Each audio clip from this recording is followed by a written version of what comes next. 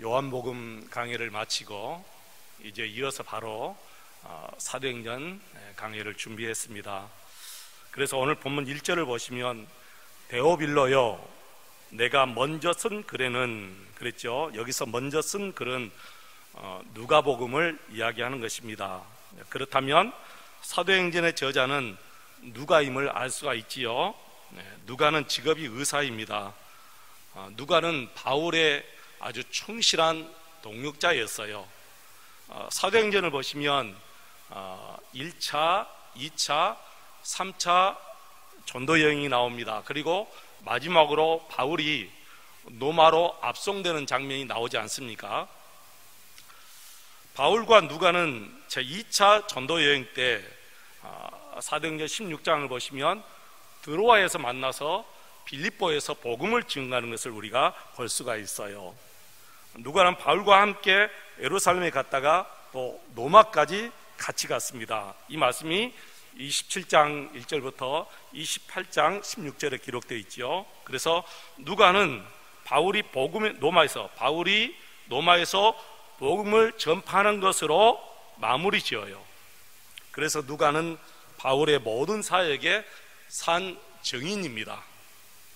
한 가지 아쉬운 점이 있다면 바울이 어떻게 어디서 순교를 했는지에 대해서는 성경이 기록하지 않고 있습니다. 단지 구술로 내려오는 역사에 바울은 로마에서 목배임을 당해서 순교를 당했다, 그렇게 역사가 내려오고 있어요. 왜 바울의 순교를 기록하지 않았는지에 대해서는 아무도 모르고 오직 우리 하나님만 아시는데, 사실 베드로도 그랬죠.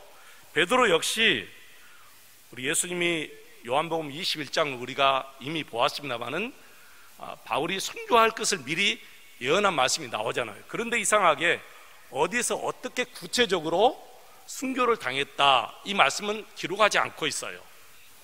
대신 구술로 어떤 역사가 내려오느냐면은 베드로는 로마에서 거꾸로 십자가 달려 죽으셨다, 이렇게 구술로 내려오고 있지요.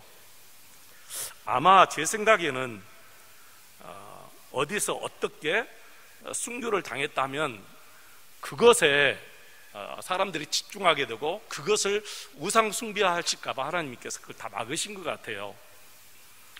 의사 누가는 바울의 동역자로서 누가복음을 성령의 감동으로 기록했습니다.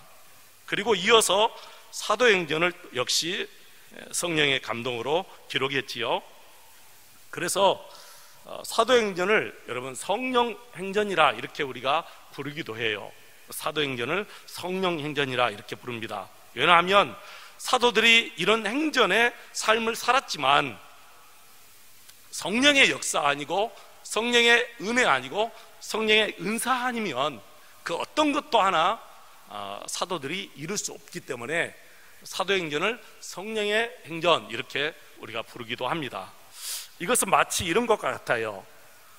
새들이 아무리 날개를 가졌다 할지라도 우리 하나님께서 정말 이 공기에 중력을 주지 않으면 새들은 날 수가 없어요. 독수리가 큰 날개를 가지고 저 높은 창공을 힘차게 올라가는 것도, 그리고 저 위에서 날개를 너풀거리면서 정말 저 아래에 있는 먹이를 쏘아보는 것도 공기의 중력이 아니면 그 날개가 아무 소용이 없던 거예요. 그 큰 날개 오히려 거추장스럽고 무거운 짐이 돼요. 마찬가지입니다, 여러분. 사도들이 아무리 큰 은사를 가지고 있고 여러 가지 많은 기술이 있고 좋은 것이 다 있다 할지라도, 지혜가 있다 할지라도 성령님의 은혜 아니면 오히려 그런 것들이 그들에게는 더 무거운 짐이 될 수밖에 없는 것이지요. 여러분, 그렇습니다. 사도행전은 성령의 행전입니다. 성령님께서 그들을 통해서 역사하시고 그들은 성령님을 의지하고 성령님의 말씀에 순종하였기 때문에 이 놀라운 사도행전의 역사가 분명히 우리에게 이루어진 줄로 믿습니다. 여러분, 지금도 마찬가지지요. 성령의 역사 아니면 어떻게 한 교회가 120년의 역사가 이룰 수가 있겠어요? 있을 수가 없죠, 여러분. 사회에 어떤 조직이 120년 가는 조직이 있습니까, 여러분? 그런 조직은 없어요. 교회란 조직은 영적인 조직이기 때문에 성령님의 역사 아니면 교회는 금방 문 닫아요. 왜 그러죠? 여러분들이 다 헌금을 정말 여러분이 피눈물 나게 힘들게 어렵게 살아서 11조를 드리고 감사금을 드리고 주일헌금을 드리고 여러 가지 각종의 헌금을 다 드려서 교회가 운영되잖아요. 그런데 어떻게 이 교회가 120년 동안 이렇게 세워질 수가 있겠어요? 성령의 역사 아니면 있을 수 없는 거예요, 여러분. 성령의 역사 아니면 그 아까운 돈 여러분 어떻게 매달 냅니까? 한번 생각해 보세요. 여러분 이해가 가세요? 몇십만 원씩 그 아까운 돈을 어떻게 11조 다 내요? 성령의 역사 아니면 못 내는 거예요, 여러분. 성령의 역사 아니면 그거 정말 아까워서 낼 수가 없어요. 단 한 푼도 못 내요, 여러분. 여러분 길거리에 가다가 거린들에게 주는 것도 솔직히 아까워서 몇만 원씩 못 주잖아요. 근데 어떻게 교회 앞에는 이렇게 그 아까운 돈 몇십만 원씩 내십니까? 누가 하게 하신 거예요? 성령님이 하게 하신 거예요. 성령님의 역사 아니면 이 목포 세안교회가 123년의 역사가 있을 수 없는 거예요, 여러분. 교회의 역사는 성령의 역사인 줄로 믿습니다. 그래서 오늘 우리 예수님이 정말 마지막 유언처럼 딱 두 가지를 말씀하시는데, 첫째는 4절이에요. 우리 4절 다시 한번 읽어보실까요? 사도와 함께 모이사 그들에게 분부하여 이르시되 예루살렘을 떠나지 말고 내게서 들은 바 아버지께서 약속하신 것을 기다리라. 예수님께서 첫째로 유언처럼 우리에게 말씀하신 것이 뭐냐? 예루살렘을 떠나지 말고 아버지께서 약속하신 것을 기다리라는 거예요. 아버지께서 약속하신 것이 뭐죠? 성령님이시잖아요. 성령님을 기다리라. 왜 그래요? 성령님 아니고서는 너희들이 이 성령의 역사를, 이 사도행전의 역사를 써갈 수 없기 때문에 그렇다는 거예요. 성령의 역사 아니면 순교할 수 없어요. 순교하고 싶다고 되는 것도 아니고요. 성령의 역사 아니면 우리 입에서 한마디 전도도 나오지 못하는 거예요. 그래서 성령을 기다리라, 성령을 기다리라. 두 번째 8절 같이 한번 읽어보겠습니다. 오직 성령이 너희에게 임하시면 너희가 권능을 받고 예루살렘과 온 유대와 사마리아 땅끝까지 이르러 내 증인이 되리라 하시니라. 이제 여기서는 성령이 임하면, 4절은 성령을 기다리라 말씀하셨고 8절에 가서는 성령이 임하면 그때 예루살렘으로 가고 유대로 가고 사마리아로 가고 세계 땅끝까지 가서 내게 증인이 되어달라는 거예요. 이것이 우리 예수님께서 승천하시기 전에 유언처럼 제자들에게, 저와 여러분에게 남기신 말씀인 줄로 믿습니다. 하나님의 아들 예수님이 오셔서 우리를 위해서 십자가 달려 죽으시고 3일 만에 부활하셨습니다. 그러므로 누구든지 그 예수를 믿으면 죄사함 받고 구원을 얻는다, 이것을 증거하라는 거예요. 이게 바로 복음입니다. 복된 소식입니다. 이것이 바로 여러분 기쁜 소식인 줄로 믿습니다. 모든 죄인들이 죄 용서받고 영생을 얻을 수 있는 길은 여러분 이것밖에 없어요. 예수님을 구주로 영접하는 이 일밖에 없습니다. 다른 길이 없어요. 다른 것에 생명이 없습니다. 오직 예수 그리스도입니다. 그분이 이렇게 말씀하셨습니다. 내가 길이요, 내가 진리요, 내가 생명이다. 여러분 안에는 누구의 생명이 있어요? 예수님의 생명이 있는 거예요. 예수님을 모시게 되면 다 길이 보여요.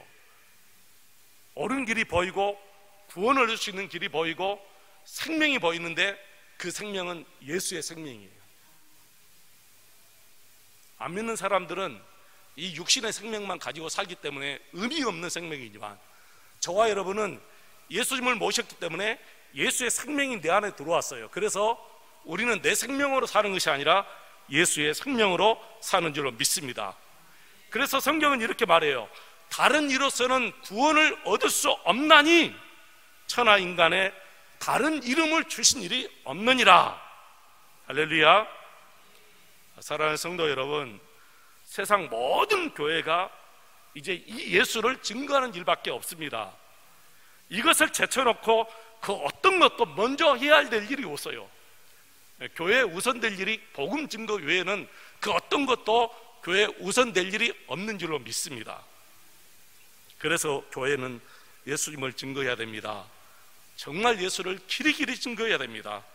세상 모든 교회가 예수님을 증거해야 될 줄로 믿습니다. 우리 하나님은 이 지상에 있는 여러 나라 가운데서 일찍이 이스라엘, 유대 사람들을 선택해서 이 복음을 증거하게 하셨습니다. 그 다음에 노마를 통해서 이 복음이 세상에 다 널리 퍼지게 하셨습니다. 노마는 1000년 동안 복음을 증거하는 나라가 되었어요. 나중에는 영국이 복음을 증거하는 나라가 되었는데 영국 역시 1000년 동안 복음을 증거했습니다. 그 다음에 독일, 스위스, 그 외 많은 유럽 나라들도 미국도 복음을 증거하는 나라가 되었는데 미국은 지금 약 500년 동안 복음을 증거하는 나라가 되었지요. 여러분, 지금은 우리 한국이 이 한반도, 이 조그만 이 땅다리에 이 조선, 그리고 이 대한민국 이 안에 이 남한이 복음을 증거하는 나라가 되었는데 세계에 우리 선교사님들이 나가 계십니다. 정말 우리나라도 영국처럼 노마처럼 1000년 동안 복음 증거하는 그런 나라가 되기를 간절히 축원합니다. 그래서 그리스도를 증거하는 일이 세상에 가장 귀한 일이지요. 우리는 우리의 나이, 직업, 성별 상관없이 이 사명을 감당해야 될 줄로 믿습니다. 여러분의 소유가 많든 적든, 여러분이 정말 많이 배웠든 못 배웠든, 여러분의 직업이 어떤 것이든 상관없이 우리가 할 수 있는 일은 복음 증거하는 것, 예수 증거하는 일밖에 없습니다. 그래서 여러분이 하시는 모든 일은 언제나 복음과 연결이 되어야 돼요. 복음과 연결이 되어야 됩니다. 그냥 돈만 벌기 위해서 사업을 하는 것이 아니라 복음 증거하기 위해서 사업을 하는 거예요. 예수 증거하기 위해서 사업을 하는 거예요. 내가 직장에 다니는 것도 그냥 내 직장에 다니는 것이 아니라 예수님을 증거하기 위해서 직장에 다니는 거예요. 일을 하는 것도 그냥 일을 하는 것이 아니라 예수 증거하기 위해서 일을 하는 거예요. 여러분이 일하는 현장이 어디든 반드시 예수님이 증거되는 귀한 역사가 일어나기를 축원합니다. 여러분의 생활로, 여러분의 언어로 예수님을 꼭 증거하시기를 축원합니다. 예수님을 위해서라면 져줄 수 있어야 돼요. 예수님을 위해서라면 손해볼 수 있어야 돼요. 예수님을 위해서라면 여러분 자존심 다 내려놓을 수 있어야 돼요. 그래야 예수님을 증거할 수 있지요. 내가 지지 않고, 내가 손해보지 않고, 내 자존심 다 세우고서는 절대로 예수님 증거할 수 없습니다. 우리 예수님이 뭐라 하셨습니까? 너희는 먼저 그의 나라와 의를 구하라. 먼저 그 나라와 의를 구하라. 이 말은 저주라는 거예요. 손해봐주라는 거예요. 자존심 다 죽이라는 거예요. 오직 하나님의 나라, 이 교회가 번창하고 예수님은 증거되기 위해서라면 이 모든 거 다 내려놓아도 좋다. 그러나 염려하지 말아라. 내가 다 너희들 책임져 줄 것이다. 이 모든 것을 더해 주시리라. 이 말은 내가 손해보면 하나님이 책임져 주신다는 거예요. 내 자존심 내려주면 하나님이 내 자존심 세워주신다는 거예요. 내가 져주면 하나님이 이기게 해주시겠다는 거예요. 여러분, 하나님의 말씀을 믿으시기를 축원합니다. 전도하기 위해서 이 모든 일을 하나님의 말씀을 믿고 내가 져주고 손해봐주고 내 자존심 죽으면 하나님이 다 책임져 주신다는 것을 꼭 믿으시기를 축원합니다. 우리는 말씀이 우리 삶에 근거해야 돼요.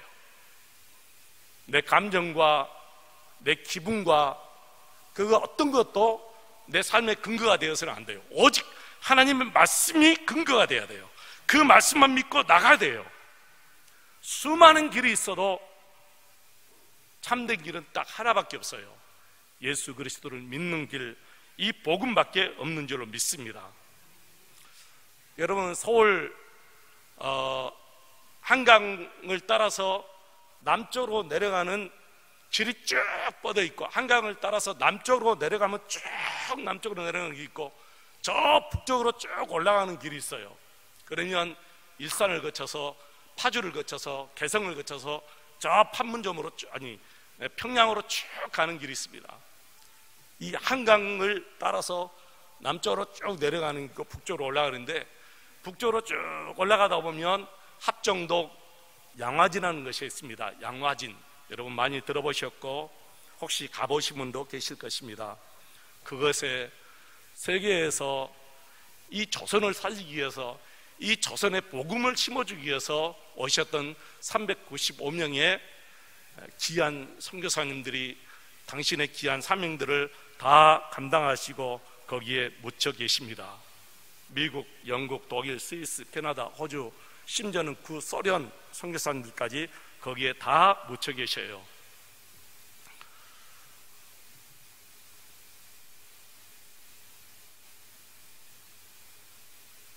그때 여러분, 그 선교사님들이 이 조선 땅에 왔을 때 이 조선이 어떤 형편에 있었는지 여러분 아시지 않습니까? 우리는 그때의 삶을 체험하지 못했기 때문에 사진으로만 가끔 봅니다. 얼마나 이 조선이 비참했는지, 얼마나 형편없이 가난했는지, 소망이 없는 나라였습니다. 학교 하나 없는 나라였습니다. 아무것도 내세울 것도 없죠. 자랑할 것이 없는 그런 나라였어요. 그런 나라에 선교사님이 들어오셨어요. 복음 하나만 가지고 들어오셨어요. 들어오셔서 조선 사람들이 쓰고 있는 갓을 쓰고, 조선 사람들이 입고 있는 그런 옷을 입고, 조선 사람들이 신고 다니는 그 하얀 고무신을 신고 다녔어요. 조선 사람 먹는 김치, 그 냄새나는 김치를 먹고 살았어요. 왜 그러죠? 복음을 증거하기 위해서, 복음을 증거하기 위해서, 이 나라의 복음을 증거하기 위해서. 복음만이 이 나라를 변화시킬 수 있기 때문에, 복음만이 이 나라가 잘 살 수 있는 길이기 때문에. 그러다가 전염병으로 자식을 잃었습니다. 전염병으로 선교사님은 먼저 가고 남아있는 아내와 자녀들이 있었습니다. 어떤 선교사님은 아내를 잃었습니다. 심지어는 모든 식구가 다 죽는 선교사님 가정도 계셨습니다. 장로교 선교사하면 언더우드 선교사님, 감리교 선교사하면 아펜셀러 선교사님, 여러분이 정말 많이 들어보셨을 거예요. 아펜셀러 선교사님은 성경을 번역해 가지고 이 목포의 복음을 증거하기 위해서 배 타고, 저 인천에서 배 타고, 제물포에서 배 타고 오시다가 이 목포 앞바다에서 짙은 안개 속에서 다른 선박과 충돌해서 거기에서 이 아펜셀러 선교사님이 순교를 당하셨습니다. 양아지 캔드릭 선교사 묘비에는 이런 글이 있습니다. 나에게 천의 생명이 주어진다 할지라도 그 모든 생명을 이 조선에 바치리라, 이렇게 써 있습니다. 그렇게도 이 나라를 사랑했어요. 아무 상관없는 나라였어요. 395명의 선교사님이 양아진 선교사님 묘지에 다 묻혀 있지만 그분들은 전혀 우리나라와 상관없는 나라였어요. 그런데 이 땅에 오셔서 생명 바쳐 복음 증거하고, 시신까지도 고국에 묻혀달라 말하지 않고 이 한국에 묻혔습니다. 1886년 24살 처녀로 오신 앨리스라고 하는 선교사는 이곳에 와서 일생을 마치고 서울, 여러분 잘 아시는 정신여고를 세우시고 훌륭한 여성 교육의 명문 학교로 남겨놓았습니다. 연세 세브란스 병원, 연세대학교, 이화여자대학교, 그리고 배제 학원, 배제고등학교, 배제대학교 모든 학교들이 다 선교사님들이 다 세운 학교요. 얼마나 귀한 분들이고 얼마나 이분들이 귀한 사명을 감당했습니까? 병원 세웠습니다. 학교 세웠습니다. 그래서 우리나라가 이 빠른 시일 안에 이렇게 잘 살게 된 거예요. 사랑하는 성도 여러분, 그들은 여러 가지 일을 하지 않았습니다. 세상 문화 전혀 혜택받지 못하고 살았습니다. 좋은 음식 못 먹고 살았습니다. 우리처럼 이 좋은 집에서 살지 못했습니다. 자동차가 어디 있었습니까? 그런데 그들은 딱 한 가지만 했습니다. 복음 증거하는 일만 했습니다. 그리고 일생을 이것에서 마쳤습니다. 그런데 지금은 가장 위대한 삶을 살았다고 찬사를 받습니다. 지금 하늘나라에서는 이분들이 영광의 멸류관을 쓰시고 하나님의 사랑을 가장 많이 받은 줄로 믿습니다. 다니엘서 12장 3절에 이런 말씀이 있습니다. 많은 사람을 옳은 대로 인도하는 자는 하늘의 별과 같이 빛나리라. 복음을 전파하는 일, 그것은 영원히 빛나는 영광스러운 귀한 삶인 줄로 믿습니다. 이 땅을 떠나서도 하나님 나라의 가장 큰 영광은 복음 전파하는 자에게 있는 것을 우리가 믿습니다. 스데반 집사님은 복음을 증거하다 돌에 맞아 죽습니다. 그런데 그가 죽을 때 우리 하나님께서 하늘 문을 여시고 그를 영접하는 것을 우리가 사도행전을 통해서 볼 수가 있습니다. 사랑하는 성도 여러분, 세상의 모든 복은 복음이 가는 것으로 간다, 그런 말이 있어요. 세상의 모든 복은 복음이 가는 것으로 간다. 역사학자 토인비가 이런 말을 했습니다. 아시아로 올 복이 바울을 따라 유럽으로 들어갔다. 맞습니다. 바울이 아시아로 가서 복음을 증거하기 위해서 늘 힘쓰고 했었는데 성령 하나님께서 유럽으로 바울을 보냈습니다. 바울이 유럽으로 들어간과 동시에 모든 복이 다 유럽으로 들어가게 됐어요. 여러분, 왜 그랬을까요? 아직 아시아는 복음을 다른 나라로 전파할 수 있는 여건이 되지 않았기 때문에, 환경이 되지 않았기 때문에 그랬어요. 우리 예수님께서 오실 때도 다 때가 되어 오셨어요. 그리고 죽으실 때도 때가 되어 주셨어요. 그리고 로마에서부터 복음이 다 증거되었어요. 때가 있어요. 그때는 로마가 세계를 지배하고 있었을 때예요. 그래서 하나님께서는 로마를 기독교 국가로 세우시고 그 로마를 통해서 이 복음이 다 퍼지게 만든 거예요. 맞습니다. 바울이 아시아로 가고 싶었지만 아닙니다. 유럽이 복음을 먼저 받고 유럽이 이 복음을 가지고 아시아로 가게 하신 거예요. 그래서 복이, 이 모든 세상의 복은 복음이 가는 것으로 간다, 그런 말이 거기에서 나오게 된 것인 줄로 믿습니다. 그래서 유럽은 한 나라도 남김없이 2000년 동안 큰 복을 다 받아 누려왔잖아요.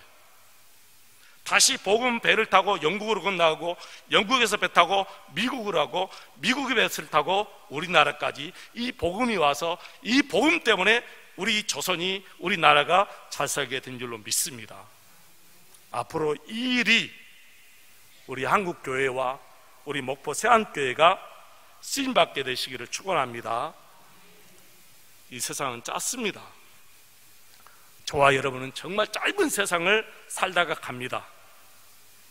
우리가 할 수 없으면 우리 자녀들이 할 것이고, 우리 자녀들이 또 할 수 없으면 그 후손들이 할 것이고, 그러나 우리가 할 수 있는 한도 내에서 우리는 최선을 다해서 복음을 증거해야 될 줄은 믿습니다. 복음 성가 중 이런 가사가 있습니다. 주님 것을 내 것이라고 고집하며 살아왔네. 저는 집에서 혼자 이 복음 성가를 부르면 잘 부르는데 여러분 앞에서 부르면 떨려서 제가 정말 못 불러요. 참 이상해요. 진도 사람들이 소리가 좋아요. 그래서 진도 가서는 소리 자랑하지 말라고 했어요. 여수 가서는 돈 자랑하지 말라고 했는데 진도 가서는 소리 자랑하지 말라 했어요. 진도 가서 노래 부르지 마시기 바랍니다. 아니 정말이에요. 여러분 이번에 송가인이가 진도 지산면 사람이거든요. 우리나라 대한민국 진짜 송가인 진짜 신드롬이 일어났지 지금. 온통 송가인. 아이들도 할머니들도 송가인 그러면 다 알더라고요.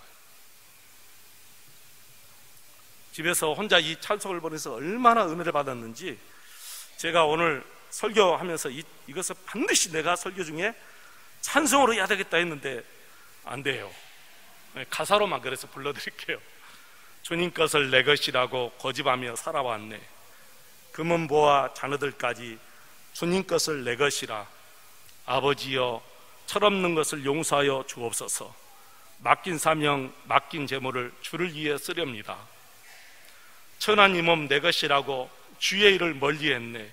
주신 이도 주님이시요 쓰신 이도 주님이시라. 아버지여 불쌍한 종을 용서하여 주옵소서.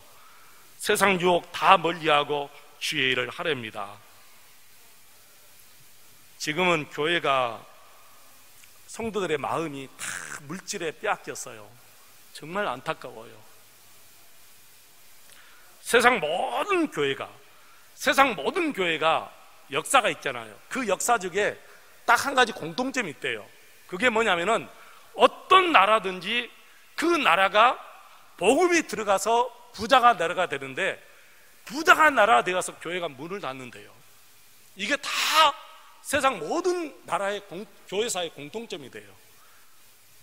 유럽을 보세요, 여러분. 교회가 들어가서 나라가 다 복을 받는데 이상해서 복을 받고 나라가 복을 받고 잘 되면 교회가 또 시들어지고 문을 닫아요. 이게 다 모든 세상 교회 공통된 역사라는 거예요. 근데 우리나라가 지금 그런 그 역사를 지금 가고 있어요. 너무 안타까운 거예요. 우리나라만큼이라도 안 해야 되는데 우리나라 역시 그 길을 지금 가고 있는 거예요. 얼마나 물질이 사람의 마음을 빼앗아버리는지 몰라요. 다 물질 때문에 교회가 마음을 빼앗기는 거예요. 우리 한국교회가 지금 그 길을 가고 있는 것 같아서 정말 두려워요. 여러분만큼이라도 정말 마음을 물질에 빼앗기지 마시기를 바랍니다. 나는 아닙니다 라고 해주시기를 바랍니다. 나는 아닙니다 라고 주님 앞에서 정말 큰 소리로 기도하시기를 바랍니다. 주님, 나는 아닙니다. 나만큼은 내 마음 물질에 빼앗기고 싶지 않습니다. 정말 내 마음만큼은 순수하게 주님께 드리고 싶습니다. 여러분 큰 소리로 그렇게 외치시기를 축원합니다. 나는 아닙니다. 우리 한국교회만큼은 정말 물질로 마음을 빼앗기지 않는 그런 나라가 되시기를 주의 이름으로 축원을 드립니다.